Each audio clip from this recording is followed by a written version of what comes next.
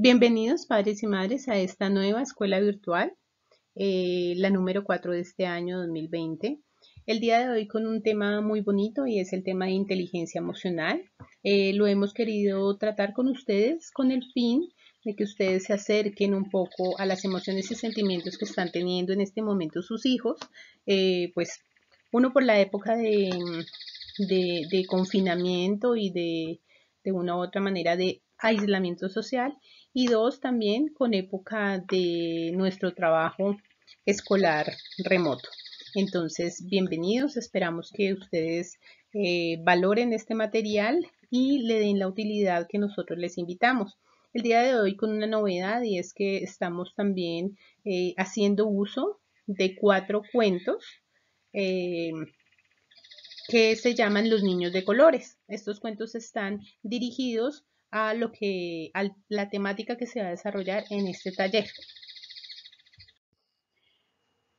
Para empezar, y como ya es costumbre en nuestras escuelas virtuales de padres y madres, vamos a recordar la anterior, que es la número 3, que giró en torno al tema orientaciones de acompañamiento a estudiantes y seguridad en la red para las familias. En esta ocasión vimos 10 formas de evitar los riesgos que se nos presentan en la utilización de las redes, nuevas tecnologías y plataformas digitales. En el primer aspecto miramos que tenemos que ser unos padres bien informados, unos padres digitales. Sabemos todos que no tenemos el conocimiento, pero tenemos que tratar de aprender. El segundo tiene que ver con no proporcionar nunca datos personales, ser muy enfáticos en este aspecto con los niños. El tercero es enseñar a los niños a pedir ayuda, es decir, cuando no sepan hacer algo en la red o cuando estén inseguros de meterse a alguna plataforma, es importante que cuenten con los padres para que estos, a su vez, evalúen los pros y los contras. El cuarto tiene que ver con aprender a diferenciar entre un amigo y un contacto de Internet.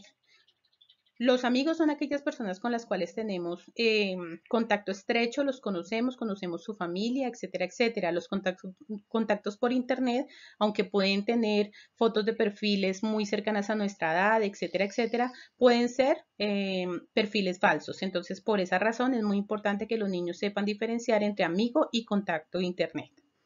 El quinto tiene que ver con la utilización de protección para los navegadores, es decir, para los computadores. El sexto tiene que ver con ser conscientes que los niños en algún momento ingresarán solos al Internet, entonces darles toda la información necesaria para que ellos se protejan. El séptimo tiene que ver con crear accesos separados en el ordenador o en el computador, de tal manera que nosotros los padres podamos tener mucho control sobre lo que los niños hacen por intermedio del celular, del computador o de la tablet. El octavo tiene que ver con limitar los tiempos frente a la pantalla. Eso ya lo hemos visto en escuelas de padres anteriores, donde hemos visto la importancia de los horarios y los cronogramas de trabajo. La novena tenía que ver con aprender juntos en familia el uso seguro del Internet. Cuando los papás no tenemos tanto conocimiento, es importante averiguar cómo podemos estar seguros en el acceso a Internet. Y el décimo tenía que ver con tener en cuenta la normatividad vigente para el uso de redes sociales con los estudiantes.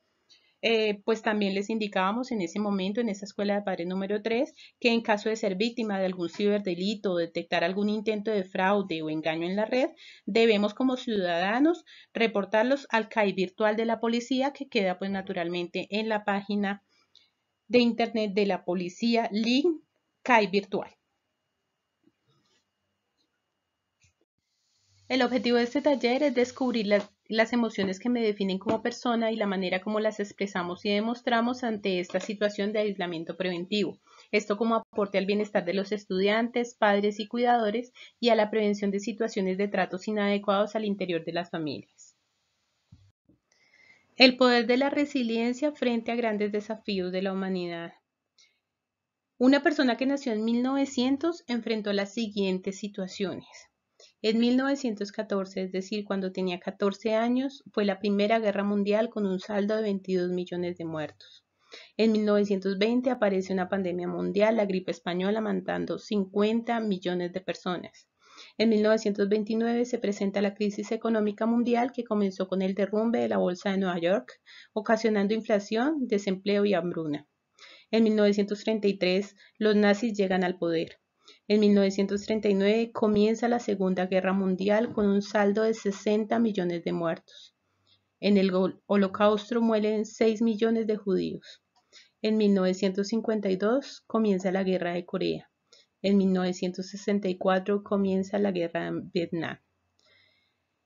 Con estos ejemplos de grandes momentos para la humanidad en la cual se presentaron muchas situaciones difíciles de enfrentar, la humanidad ha salido adelante.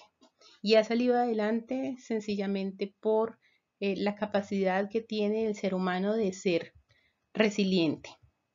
Que ese resiliente es esa posibilidad de enfrentarse a una situación difícil y salir adelante.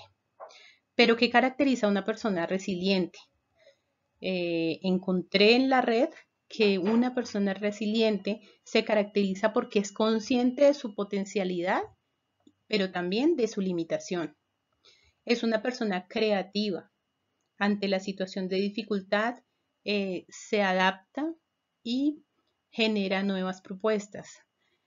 También son personas que confían en sus capacidades. Son personas que asumen las dificultades como una oportunidad para aprender. Son personas que practican algún deporte o están en un camino de empezarlo a practicar. Son personas que ven la vida con objetividad, pero siempre a través de un prisma optimista. Son personas que se rodean de otras personas que tienen actitud positiva frente a la vida. Son personas que no intentan controlar las situaciones, sino más bien intentan controlar sus emociones. Son personas que son flexibles ante los cambios. Y finalmente, son personas que son tenaces en sus propósitos. Para este taller de padres número 4 nos vamos a enfocar en la octava y son personas que no intentan controlar situaciones, sino sus emociones. Una de las principales fuentes de tensiones y estrés es el deseo de querer controlar todos los aspectos de la vida. Por eso cuando algo se nos escapa de entre las manos nos sentimos culpables e inseguros. Sin embargo, las personas con capacidad de resiliencia saben que es imposible controlar todas las situaciones, han aprendido a lidiar con la incertidumbre y se sienten cómodos aunque no tengan el control. Se centran en cambiar sus emociones cuando no pueden cambiar la realidad. Bueno, pero ¿qué son las emociones? Vamos a hacer un ejercicio. Vamos a imaginar nuestra mente como una habitación oscura, donde la conciencia es una zona que está relativamente iluminada por un bombillo, mientras que el resto es el inconsciente que permanece en la sombra, es decir, en la oscuridad. Mediante los sentidos recibimos una gran cantidad de información. Parte de esta queda en el centro de la habitación iluminada por el foco. Es lo que llamamos nosotros el consciente. Pero el resto de la información es almacenada sin que sepamos que la hemos recibido y queda en la parte oscura de la habitación. Otro ejemplo, cuando hablamos con una persona, la miramos a la cara y al mismo tiempo nuestros ojos pueden registrar los accesorios que lleva puesto. A menudo no somos conscientes del color de los ojos, por ejemplo, de nuestro vecino, a pesar de haberlo visto cientos de veces, de haberlo saludado muchas veces.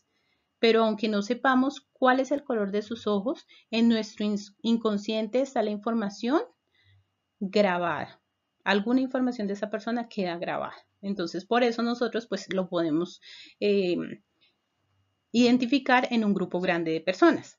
Tal y como dijo Carl Jung, este es el material que procesa nuestra mente cuando trabaja en modo intuitivo. En el inconsciente no solo guardamos esa información que nos llega del mundo externo, sino también en el inconsciente está información que hace parte de nosotros. Las emociones son inconscientes, por eso a veces ocurre que nos sentimos de mal humor o tristes o ansiosos sin darnos cuenta o sin saber por qué. Si ocurre algo que nos enfada mucho, es probable que pasemos todo el día irritables y que respondamos de pronto bruscamente a nuestros seres más allegados.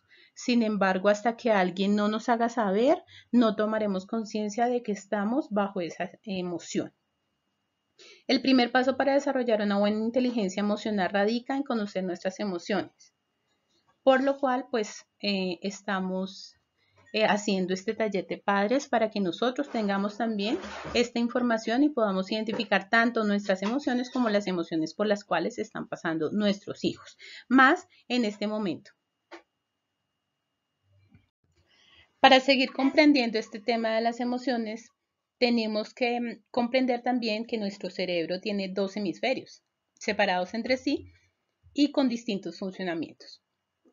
El hemisferio izquierdo es ordenado, lógico y lineal. Piensa en palabras y números, conoce el tiempo y su transcurso. Es nuestro cerebro racional, amante del análisis secuencial, del objetivo y lo lineal. Por otro lado, nuestro hemisferio derecho adora las combinaciones de ideas, de sueños y metáforas. Es nuestro cerebro emocional, con su pensamiento holístico e intuitivo. Gusta de lo lúdico y del color y de la creatividad. Pero pues nos preguntaremos nosotros si tenemos dos hemisferios, ¿por qué no usarlos juntos, no? Porque siempre tenemos que estar en un extremo o en el otro. Pues el autor Daniel Siegel utiliza en su libro El cerebro del niño una metáfora que para este caso es muy útil y es: emplear únicamente el cerebro derecho o el izquierdo sería como intentar nadar usando un solo brazo. Es posible que pudiéramos hacerlo, pero ¿no nos iría mucho mejor si empleáramos los dos brazos a la vez? Aprender a nadar con ambos hemisferios es lo que los psicólogos llaman estar horizontalmente integrados. Algo que parece complicado, pero que en realidad no lo es. Es hallar una justa medida entre la emoción y la razón. Bueno, para seguir con el tema es importante diferenciar entre sensación, emoción y sentimiento. Para eso vamos a utilizar esta imagen de la escalera en la cual en el primer peldaño encontramos la sensación, en el segundo la emoción y en el tercero el sentimiento. La sensación es lo que percibimos a través de los sentidos, es lo que vemos, oímos, olemos, escuchamos o tocamos. Fruto de las sensaciones nacen las emociones, como respuesta a eso que hemos experimentado previamente. El sentimiento llega en el momento en el que somos conscientes de esa emoción. Por ejemplo, el revoloteo de mariposas en nuestro estómago cuando estamos enamorados. Justo en este instante, nuestra razón puede ponerle una etiqueta a lo que estamos sintiendo, como satisfacción, bienestar, placer, etc. Bueno, pero ya teniendo como claro qué es sensación, emoción y sentimiento, pues vamos a pensar en que tenemos que saber qué es alegría, tristeza, miedo o ira. ¿Son emociones o son sentimientos? La respuesta es que son ambas cosas, porque no es lo mismo sentir alegría que estar alegre, y del mismo modo no es lo mismo estar alegre que ser alegre. En este sentido, uno de los grandes estudiosos de las emociones, un señor llamado Richard Lazarus, habla de que el sentimiento y la emoción son conceptos interrelacionados. Bueno, las pequeñas mentes de colores. Aquí va la propuesta para los padres de familia que están asistiendo a este taller virtual de padres y madres. Y bueno, dice que la psicología lleva muchísimo tiempo estudiando el comportamiento humano y utilizando metáforas para explicarlo. Las metáforas más útiles son las que más fácilmente podemos asimilar. Por lo que la teoría de William Marston es muy bonita y muy fácil de recordar para nosotros padres y madres de familia, porque él asocia los modelos de comportamiento y de emoción de la gente normal a una paleta básica de colores, los cuales son el rojo, el amarillo, el verde y el azul, que los estamos viendo en la imagen. Los niños de colores, pues es una propuesta que tienen estas autoras en las cuales hemos basado este material de taller de padres y madres. Se llama Pequeñas Mentes de Colores, y estas pequeñas mentes de colores pues serán aquellas metáforas mediante algunos cuentos que nos servirán para hacer el acompañamiento y que para que nos permitan como empatizar un poquito con nuestro hijo, hija, receptores de los cuentos, y canalizar las emociones que deseamos que ellos aprendan a manejar. Por lo cual, pues les invitamos también a escuchar con los niños los cuentos de la serie de Pequeñas Mentes de Colores que están en la misma página de YouTube que ustedes están visitando para este taller de padres y madres. Entonces, bueno, en esta paleta de colores, como decíamos, está el azul, que pues son los niños introvertidos y racionales, está el rojo, que son los niños racionales y extrovertidos, están el verde, que son los niños introvertidos y emocionales, y está el amarillo, que son los niños extrovertidos y emocionales. Entonces, para cada uno de ellos, pues hay un cuento especial que también les hemos preparado en este material. Vamos a pasar a mirar cada uno de los colores para que tengamos más conocimiento sobre ellos. Para el caso que nos atañe en este momento, que es tratar de que los padres y las madres entiendan las emociones y los sentimientos que están generando los estudiantes en este momento de confinamiento, pues hay algunas aclaraciones que hacen la mayoría de los autores cuando coinciden en diferenciar ocho emociones básicas, 4 primarias y 4 secundarias. Las primarias podemos hablar de alegría, ira, miedo y tristeza, que para que las recordemos, pues podemos recordar la película intensamente. Ellas son innatas, como yo les decía en una parte anterior, pues hacen parte de esa habitación oscura, ¿sí? Entonces, como que no son muy conscientes, pero ahí están. Y nos acompañan desde el nacimiento.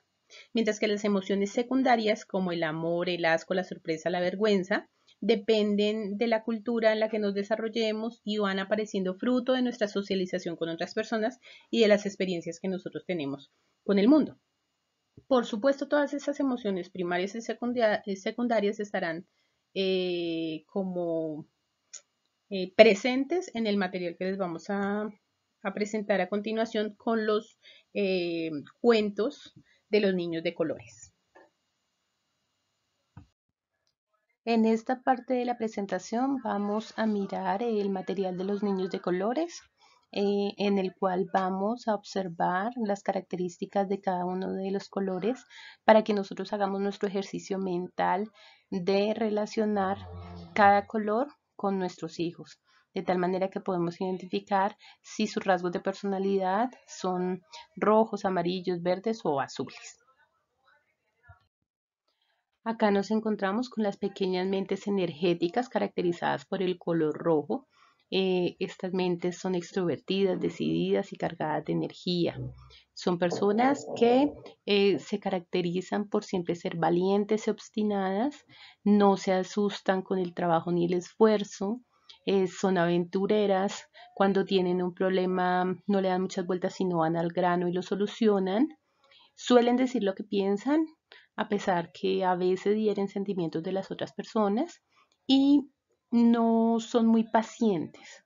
Cuando tienen un día muy difícil, pues ellos tienden a enfadarse con facilidad porque ellos esperan poder controlar todo en su vida.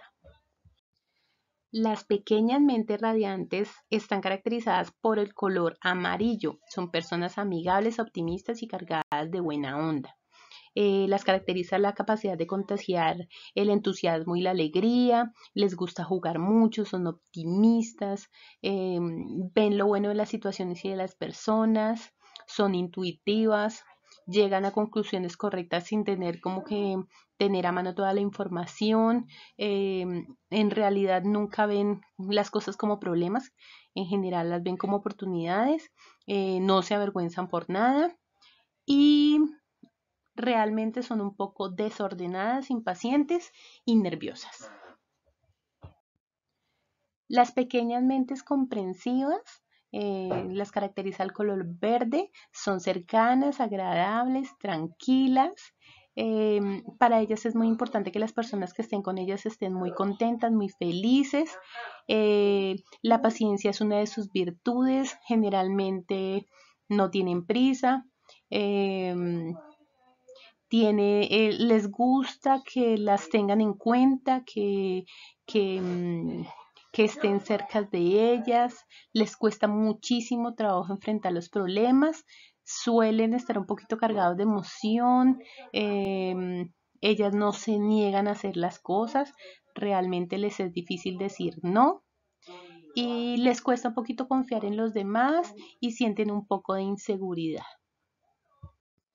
Las pequeñas mentes pensantes están caracterizadas por el color azul, son cuidadosas, ordenadas y responsables, son inquietas a nivel intelectual, les gusta aprender cosas, cuando tienen que hacer una tarea son muy meticulosas, trabajan con mucho esfuerzo y constancia, les gusta rodearse de pequeñas mentes como ellas. Si tienen que elegir, ellas prefieren estar solitas consigo misma. Cuando tienen un problema, pues como que se enfrentan a ese problema de una forma objetiva y racional. No saben lo que significa la palabra improvisar. Para ellos todo está como muy controlado y generalmente no son muy afectuosas. La relación que existe entre las pequeñas mentes de colores y las emociones, pues las podemos definir como que a las mentes pensantes, es decir, a las azules, se les escapan algunas emociones, comprenden bien las emociones, pero les cuesta un poco enfrentarlas a ellas y enfrentarse a ellas y manejarlas. A las mentes energéticas, que son las rojas, les cuesta aceptar emociones como el miedo o la tristeza, y cuando las sienten pueden llegar a enfadarse un poco. Las mentes comprensivas, que son las verdes, son expertas en emociones, ninguna se les escapa, pero se dejan llevar un poquito por las emociones y puede que se sientan un poco con ellas. Las pequeñas mentes radiantes, que son las amarillas, son positivas, evitan las emociones negativas, enmascarándolas con alegrías y sonrisas de mentiras. En cuanto a los cuentos, está Agustín y la Margarita Valiente. Les recuerdo, papitos, que estos cuentos también eh, los hicimos como en un material muy cercano a ustedes. Están también en YouTube, en esta misma, en esta misma cuenta. Entonces ustedes los van a encontrar como narrados para que les sea más fácil trabajarlos con sus niños. Entonces, Agustín y la Margarita Valiente es un cuento dirigido a los niños con energía verde. El aprendizaje emocional, pues es que la noche y la oscuridad no tienen por qué dar miedo. La metáfora de acompañamiento es que Agustín, que es el personaje principal, es una pequeña mente comprensiva que tiene un miedo a la oscuridad. La metáfora para el cambio es que Agustín va a aprender gracias a los otros dos personajes que son Mamá Olivia y la Margarita Valiente, que la noche es tan necesaria como el día y que a veces el miedo solo sirve como para estorbar. El otro cuento que ustedes pueden encontrar en el material se llama Elena y el dragón melancólico. Es un cuento dirigido a una niña con energía roja. El aprendizaje emocional es que la tristeza es una emoción natural. La metáfora de acompañamiento es que el personaje principal, que es Serena, es una mente energética y se relaciona con ira ante la tristeza. La metáfora para el cambio es que Elena se adentra en la esfera de las emociones, donde conoce al dragón melancólico, que es un personaje como poderoso, grande, que le enseña que la fuerza y la sensibilidad son compatibles. En el caso de Chema y el duende del puzzle, el cuento está dirigido a un niño con energía azul. El aprendizaje emocional es que para cumplir los sueños hay que vencer la vergüenza y el miedo. La metáfora de acompañamiento es que el personaje principal, que es Chema, es una mente pensante que abandona su guitarra por creer erróneamente que ha quedado en ridículo en un concierto. La metáfora para el cambio es que Chema aprende en su viaje por el mundo de los rompecabezas, y gracias a dos personajes de referencia que son un gato y un duende, que los sueños se hacen realidad superando los miedos y la vergüenza con ilusión. Finalmente ustedes van a encontrar Margarita y el hada de la alegría. Es un cuento dirigido a una niña con energía amarilla. El aprendizaje emocional es que para vencer el miedo hay que reconocerlo y enfrentarse a él. La metáfora de acompañamiento es que el perfil del personaje principal, que es María, es una pequeña mente radiante que reacciona ante el miedo evitándolo. La metáfora para el cambio es que María se adentra en el mundo de la fantasía buscando cumplir su deseo de ser un hada, y allí hay un personaje secundario, que es el hada de las emociones, que le enseña a reconocer y enfrentarse al miedo. Padres y madres de familia, el material que les he presentado ha sido pensado básicamente para favorecer los procesos en familia, uno, de reconocimiento de nuestras emociones y sentimientos, y dos, para favorecer espacios de encuentro en la familia. La invitación en este momento ahora es a escuchar los cuentos que hemos preparado para ustedes, a leer otros cuentos y a crear, ojalá, con nuestros hijos algunos escritos en familia. La idea también, papás, es que favorezcamos nuestras dinámicas familiares por medio del diálogo y la escucha en familia. Este material fue basado en cuentos para educar con inteligencia emocional de Clara Peñalver y Sara Sánchez.